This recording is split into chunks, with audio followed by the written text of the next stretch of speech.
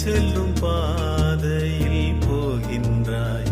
ஏதேதோ நாளை என்ற ஆசையில் வாழ்கின்றாய். உன் சொந்தம் இங்கு யாராரோ நீ சொல்லிக் கொள்ள யார் யாரோ. நீ வாழும் வாழ்வில் அர்த்தம் என்ன என்றே நீ சொல்லு. எங்கெங்கோ கால்கள் செல்லும் பாதையில் போகின்றாய். ஏதேதோ நாளை என்ற ஆசையில் வாழ்கின்றாய்.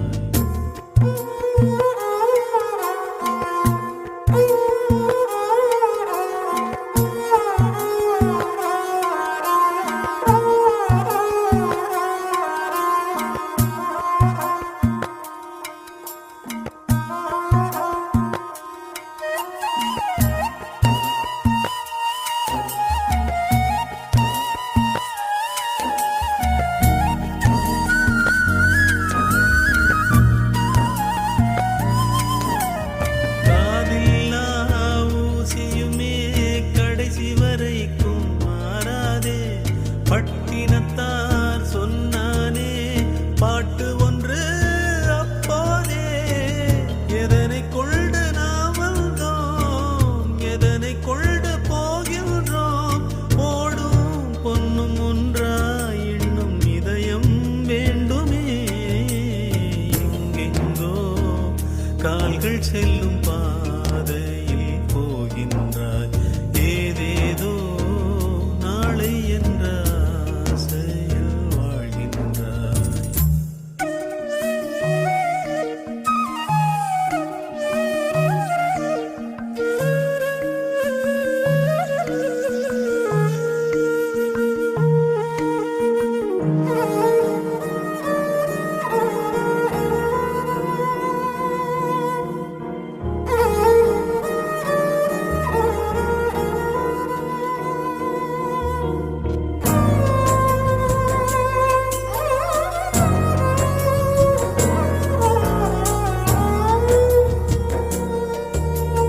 காற்றுக்கு யாரிங்கே பாட்டு சொல்லி தந்தாரோ. பாற்றுக்கு யாரிங்கே பாதை போட்டு தந்தாரோ. வாழ்க்கை எங்கு போய் சேரும் காலம் செய்யும் தீர்மானம். என்னை உன்னை கேட்டா வாழ்க்கை பயணம் போகுது. எங்கெங்கோ கால்கள் செல்லும் பாதையில் போகின்றாய். ஏதேதோ நாளை என்ற ஆசையில் வாழ்கின்றாய். உன் சொந்தம் இங்கு யாராரோ நீ சொல்லிக் கொள்ள யார் யாரோ. நீ வாழும் வாழ்வில் அர்த்தம் என்ன என்றே நீ சொல்லு.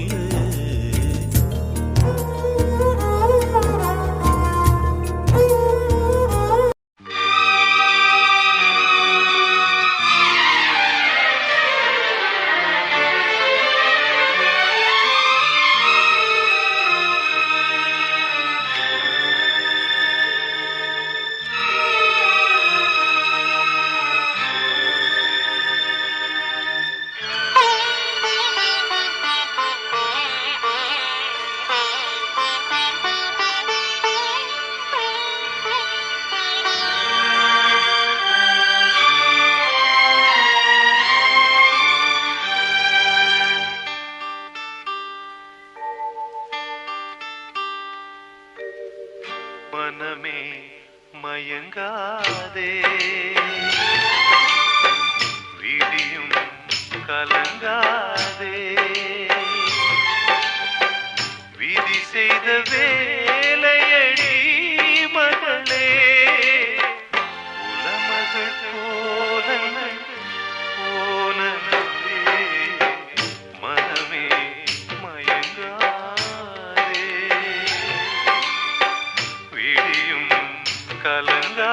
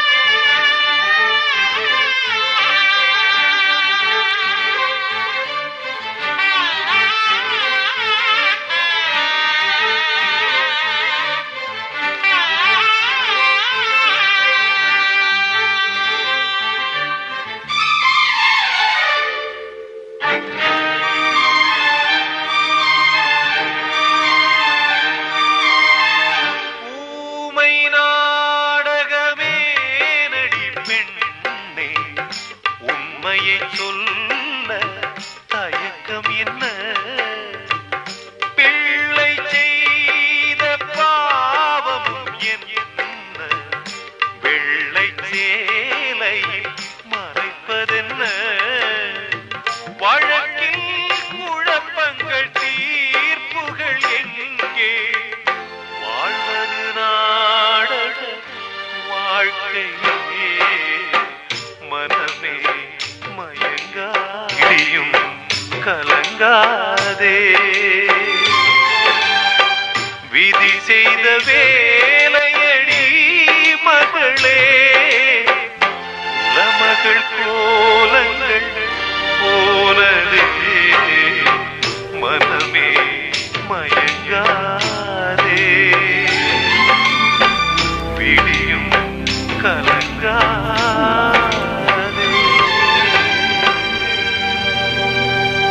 மிக கவலை. பாருங்கள், குழந்தைகள் பெரியோர்கள் இருக்கக்கூடிய ஒரு வீட்டிற்கு மேலே எவ்வளவு பாரமான கற்களை சுமந்து அதை தூக்கி வைத்திருக்கின்றார்கள். இது எதற்கு தெரியுமா? காத்து வரும்போது மேலே உள்ள அந்த தகரங்கள் காத்திலே போய்விடும் என்ற ஒரு பயம், கவலை. ஆனால் அதை தாண்டி ஒரு பயணம் என்ன தெரியுமா அன்பு உறவுகளே? இதுக்கு மேலே இருக்கக்கூடிய இந்த பாறைகள் இரவு நேரங்களிலே இந்த தூண்கள் இத்து காத்து வரும்போது உடைந்து விழுந்தால் உள்ளே இருக்கக்கூடிய குழந்தைகள், தாத்தா பாட்டிமார், பெரியோர்கள் மீது விழுந்து விடும்.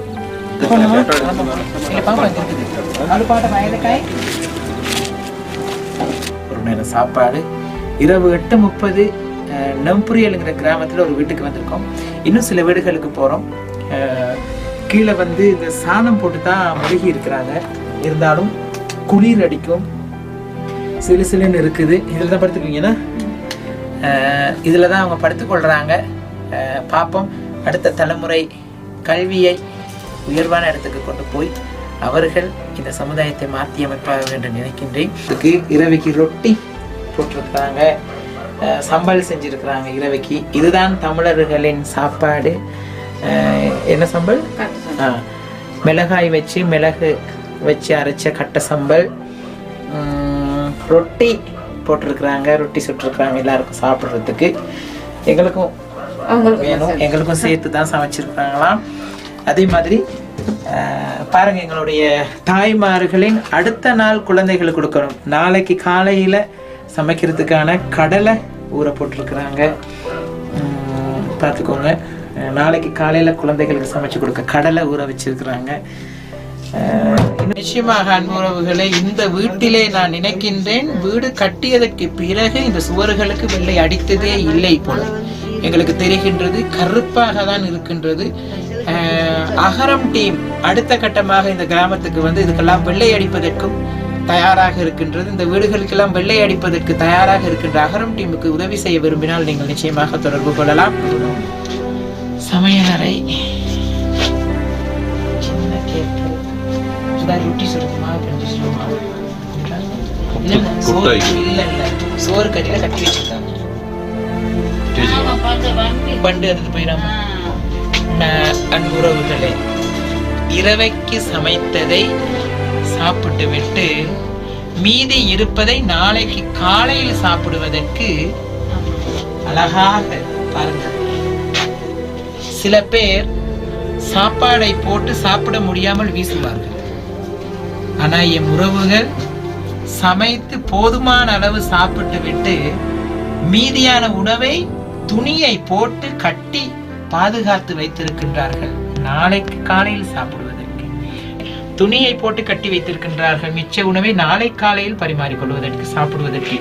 இதுதான் தமிழர்களின் பட்ஜெட். இதுதான் தமிழர்களின் அந்த ஒரு குடும்ப வாழ்க்கையை எப்படி நடத்துவது என்பதை. வரவுக்கேற்ற செலவு என்று சொல்லுவார்கள், அது இவர்கள் மத்தியிலே இருக்கின்றது. பார்த்து சந்தோஷப்படுங்கள், பகிருங்கள், மற்றவங்களுக்கும் உபயோகமாக இருக்கும். இரவிலே சாப்பிட்டு விட்டு மிச்சத்தை வீசி விடாதீர்கள், கட்டி வைத்துக் கொள்ளுங்கள்.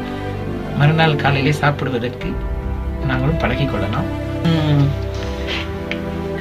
உறவுகளை, மிளகாய் தூள் இதுதான் இந்த வீட்டிலே இன்னைக்கு இரவைக்கு இருக்கக்கூடிய மிளகாய் தூள் பக்கெட். මේක තමයි අද මේ නිවසේ තියෙන කෑලි මිරිස් කුඩු ටිකක් තියෙනවා. ඉතින් මේක දවස් කීයකට පාවිච්චි කරන්නද දන්නේ. හැබැයි අපි ගෙනත් දිනවා හෙට දෙන්න. රුපියල් 10,000ට බඩු මල්ලා අපි මේ රත්තරන් අම්මට හෙට ලබා දෙනවා. மிளகாய் டப்பா அதில் ஒன்றும் இல்லை, ஆனால் நாங்கள் கொண்டு வந்திருக்கோம். இதில் போட்டு நாளைக்கு கொடுப்போம். මේක තමයි මිරිස් කුඩු බෝතලේ පින්නත් මේ නිවසේ මිරිස් කුඩු බෝතලේ මම හිතන්නේ මිරිස් කුඩු නිකන් ගෑවි නොගෑවි වගේ තමයි තියෙන්නේ. ඉතින් தங்கச்சி குரடி முடிச்சிட்டாங்க. தம்பி அவரு ஆம்பளை குடிங்க. இப்போ நான் இருக்கனால அம்மா நீங்க தான் பாத்துக்கிறீங்க. இல்லைங்க தங்கச்சி இருக்குங்க. இருக்கு. அம்மா அப்பா எல்லாம் போன கூட படுத்தாங்க. எனக்கு 27 வயசு ஆகுது. நீங்களும் கல்யாணம் முடிக்கல, வேலை செய்றீங்க. வேலை செஞ்சுட்டு அம்மா பார்த்துக்கிட்டாங்க. உலகத்திலே யாராரோ எப்படியெல்லாம் வாழ்ந்து கொண்டிருக்கும் போது இந்த மலைக தமிழினம் மட்டும் நான் இன்னும் ஏன் இப்படி வாழ்ந்து கொண்டிருக்கேன்?